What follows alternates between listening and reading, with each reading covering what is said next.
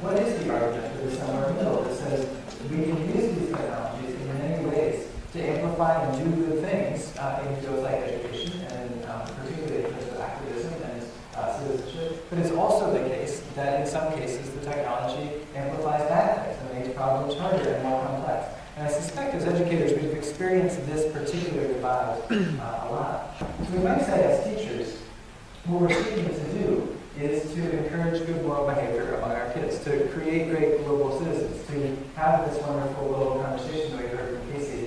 How do we do those kinds of things? I think one of the ways we can do that is by using technology. That is something that can help foster these topics. But I think a lot of the time also the things that people end up fearing as parents, as teachers, as coaches and mentors are things where the technology is mediating between the kids and these fears. And I think that the path forward really comes from understanding these practices as well as we possibly can and using the technologies where it makes sense and not using them where it doesn't make sense. And in fact, pulling kids out of technological environments where we need to do that, kicking our kids off the computer and making them go play soccer or have them go participate in the civic life and so forth. So I think helping us to figure out that form of navigation makes it amazing and people here. But I wonder if each of you would mind introducing yourselves to the group. Tell us where you're from, a little bit about yourself, and maybe your most recent tweet, Facebook status update, Tumblr post, something about your engagement in the digital realm most recently. Andrew, we'll start here. I'm actually probably a bad example for this. I don't have Twitter. I don't update my Facebook status. And I used to have a Tumblr, but I don't use it anymore. And the reason I have to say to relate it all is I don't like putting information out there because I've seen how people can react to it. I've seen the fights people can get into online, and I don't think that's productive.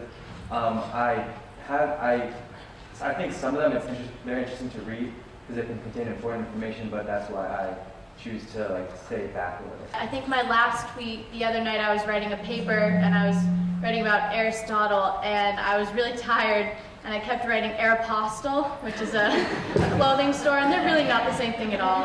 So when I was editing my paper, I realized I wrote Aeropostale maybe 6 times. It was not good. So I tweeted about that. Like Andrew, I don't have a Twitter and I don't post too much on Facebook, but the last thing I posted, I think I shared a trailer from a TV show that I like. Awesome. My latest tweet is I was writing a paper last night, my history term paper, and it was definitely some words of encouragement to my fellow classmates saying, we can get there, we can finish it, we'll finish this term strong, and having that camaraderie to get through the night, get through the paper. I think I'm pretty much just like you because I'll join a lot of things online. My friends will tell me about something and maybe I'll be worried about it at first, like why do we Instagram, taking pictures of this, but actually now I really use it. And instead of tweeting today, the last thing I did was I took a picture of the stage and I said I'm about to go there. I'm pretty devoted to just using Twitter, Facebook, and Instagram. And my latest tweet was a picture from a class I'm taking with Mr. Palfrey, actually, where today Sal Khan of Khan Academy Skyped into our class and got to talk to him for a bit. So it's a pretty funny photo of my class just posing around this laptop with Sal Khan on Skype on it, and it's pretty great. I'd love to hear just a little bit about whether you think about your life as having an online component and an offline component, or do you just see this as kind of a big mesh, as some of those of us who work in the space see it? And maybe some of those who don't spend a lot of time online, if in fact you feel you might be missing out in any way on part of the conversation that's happening in the digital space. I would say that there definitely is a difference between online and offline, because for me, especially once you're online, on the site like maybe Tumblr, there's so much lingo online that you really can't use in real life. So I won't go to my friend and I'll say, oh, LOL. I have to actually laugh at what they say. So you exercise When I'm forced to, I never force myself not to disconnect, but when I am forced to, it's nice. Thank you. No, I was just going to say that my dad likes to say, go off the grid, go off the grid. He says it repeatedly all the time. And now with March break coming up, he says especially it was emphasized, off the grid, go. Turn your phone off, turn your computer off, say goodbye to all your friends, you know, it's time to be with family and just kind of relax. And I'd like to say I want to be able to do that, and I want to be able to do that at the, you know, just turn the button off, but I can't. It's so ingrained in my life. You know, I have my phone with me always. I'm always checking different things online, staying in touch with people that way. And it is different with vacation. You know, I try to turn things off, but at the same time, I find it's really, really hard to. And also, I don't know if a lot of you were affected by the snowstorm when all the power went off. Things like that. When we could not access the internet in my house, my sister and I kind of realized how deeply ingrained it is into our household and into our lives, how we were just kind of lost for some period of time when we couldn't get online and couldn't talk to people. So my online life and my real life are really just meshed together. I often plan real life events through platforms like Facebook, and things that happen in real life often lead online when I'm doing pictures of what I'm doing with my friends, and I post them on Twitter and on Facebook. And likewise, like articles that my friends send to me through social networks we discuss in real life. So it's just like another form of communication between me and my friends. Just like talking, we can sometimes substitute talking by going through social media. And social media actually has replaced my real life conversations with like my parents and my friends from my schools around the world, because you know I can't really see them in real life that often. And social media has just become a very special tool that lets me stay in contact with them no matter where they are. I don't know if any of you would be willing to comment on whether you think there are pros or cons of interacting with adults in your life, who are teachers or coaches or mentors in social environments, or is it actually just your preference that that's kind of a safe space that's outside of that zone of school or mentorship? I think one of the subjects that has been big on campus on here is that the fact that Noble's faculty are now like more aware of what kids are tweeting, and they found that they're bringing awareness to the issue that kids are tweeting things that are just putting others down, and they've been speaking about it. And on one hand, it's good that they can see these things and correct them, and like make everyone realize that what you're tweeting isn't private. Everyone can see it. It's online. It's permanent.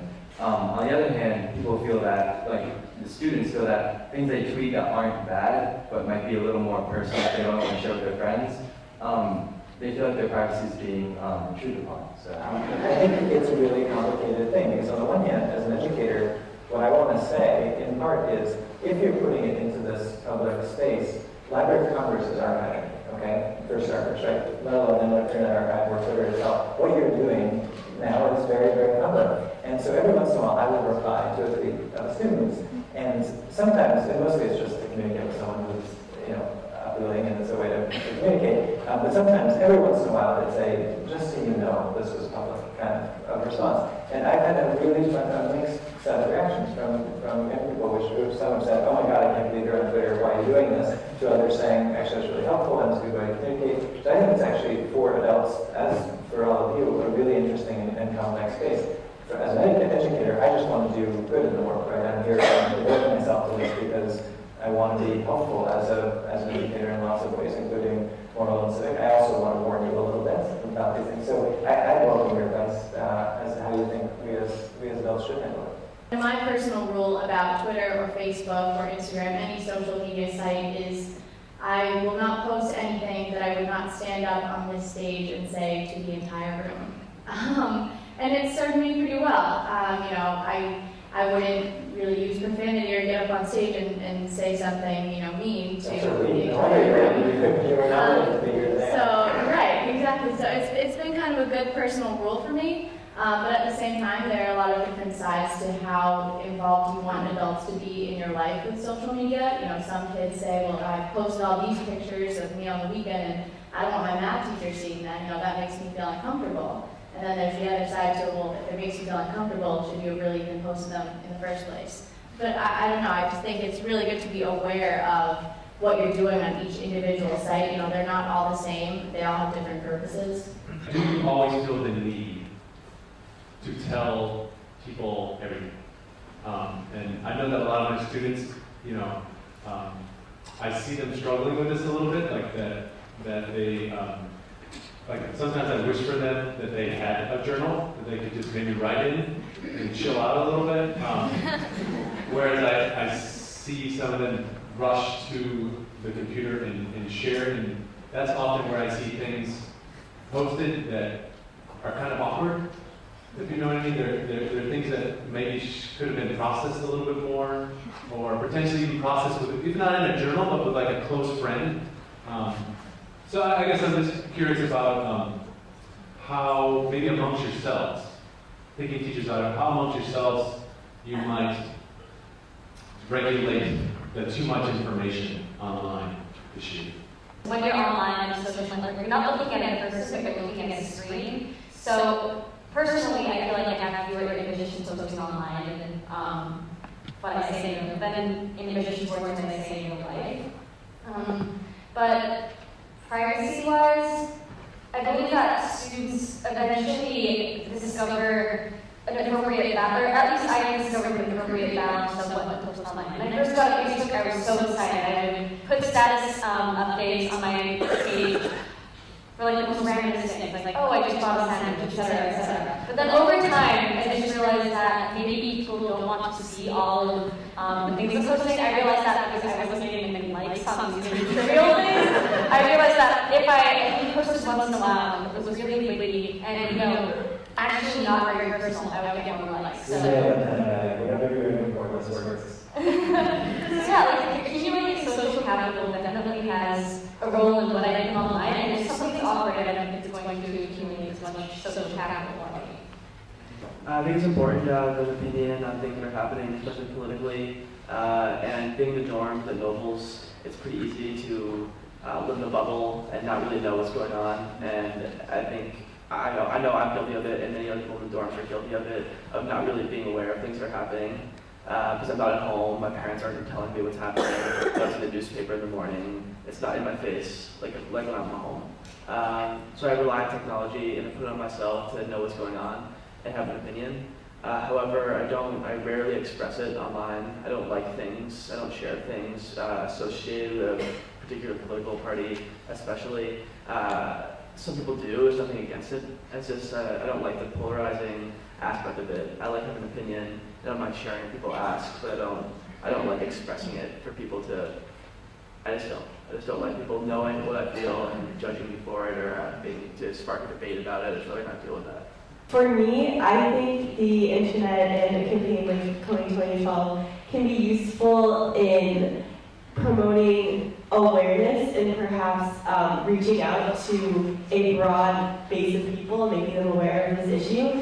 However, I feel that it falls short when translating this awareness into actual action. And I think the challenge with online activism is this pivot point. And I do know a lot of my friends they feel satisfied saying, oh look, I shared this YouTube video that, promotes this cause. Aren't I a great person? Yeah, that's great that you shared that, and now more people have seen that as well. But you need to have a next step in order to actually do something with this awareness. And GABBI and I are both very involved with this organization called STAND, which is a student-led anti-genocide organization. And it rests on this idea of the informed activist, someone who is not only motivated by passion for a cause, but also educates him or herself on this cause and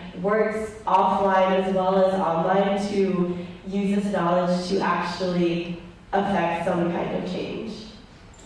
It's obvious that we could go on much, much longer. You have many insights to share with us, and there are lots of questions. I know I'm leaving with more questions than answers, but you guys have been an amazing panel. Just one final note on the data. One thing that's really clear if you study kids and technology is that you're looking at a really, really, really self-selected panel here.